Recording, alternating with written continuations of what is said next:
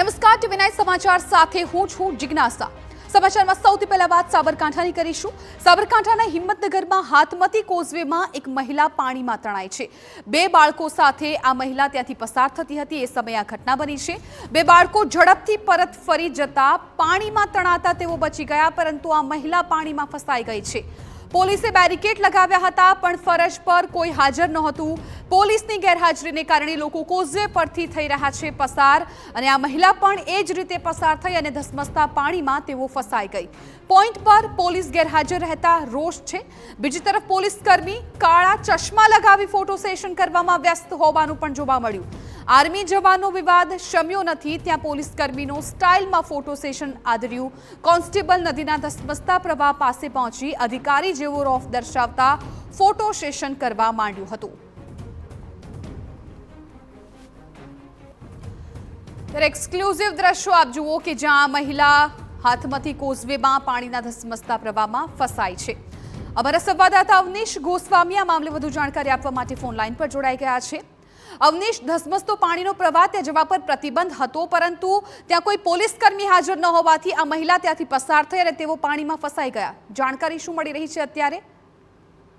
જિજ્ઞાસા, જોઈ શકાય છે આ વિડીયો જે છે તે વિડીયોની અંદર બેરિકેડ જે સામે લગાવ્યા છે, બેરિકેડ પાસે કોઈ પણ પ્રકારે કોઈ સુરક્ષા કર્મી કે કોઈ પણ વ્યક્તિ ન ઉભેલો જે પ્રકારના દ્રશ્યમાં જે જોઈ શકાય છે। જે વિડીયો સામે આવ્યો છે તેની અંદર આ જે મહિલા છે, મહિલા અને અન્ય તેના સાથે આ બે બાળક કુલ ત્રણેય જણા હાથમતી નદીના ધસમસતા પ્રવાહની અંદર ઉતર્યા હતા અને તેઓ નદીને ક્રોસ કરવા માટેનો કરવાનો પ્રયાસ કરી રહ્યા હતા। આ દરમિયાન જ મહિલા જે છે તે પાણીમાં તણાઈ જતી જોવા મળી રહી છે અને બાળકો જે છે તેમને પરત જવામાં તે બીજા છેડેથી બૂમો પાડવામાં આવે છે, જેને લીધે બંને બાળકો પરત ફરી જતા આખરે તેમનો જીવ બચી જાય છે। પરંતુ હાલ તો જે મહિલા જે છે તે પાણીમાં ગરકાવ થઈ ગઈ છે, તેની શોધખોળ જે છે તે ચાલી રહી છે। જિજ્ઞાસા।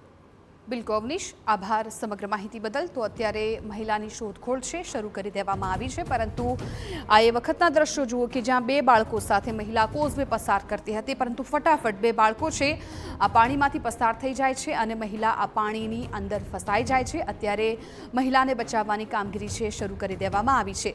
ત્યાં બેરિકેડ લગાવવામાં આવ્યા હતા, પરંતુ કોઈ પણ પોલીસકર્મી ત્યાં હાજર ન હોવાને કારણે આ મહિલા છે એ આ ધસમસતા પાણીના પ્રવાહમાંથી પસાર થાય છે। પોતાના જીવના જોખમે તેઓ ત્યાંથી પસાર થયા અને આખરે તેઓ ફસાયા હોવાની જાણકારી મળી છે। બે બાળકો જે સાથે હતા તેમણે આ કોઝવે પાર કરી લીધો, પરંતુ આ મહિલા છે એ પાણીના ધસમસતા પ્રવાહમાં ફસાઈ ગઈ હતી। ત્યારે અનેક સવાલો ઊભા થઈ રહ્યા છે કે જીવનું જોખમ ખેડીને લોકો ત્યાંથી પસાર થતા હોય છે, તો શા માટે ત્યાં કોઈ પણ પોલીસકર્મી હાજર નહોતું?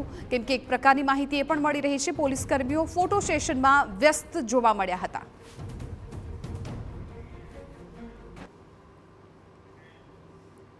વધુ એક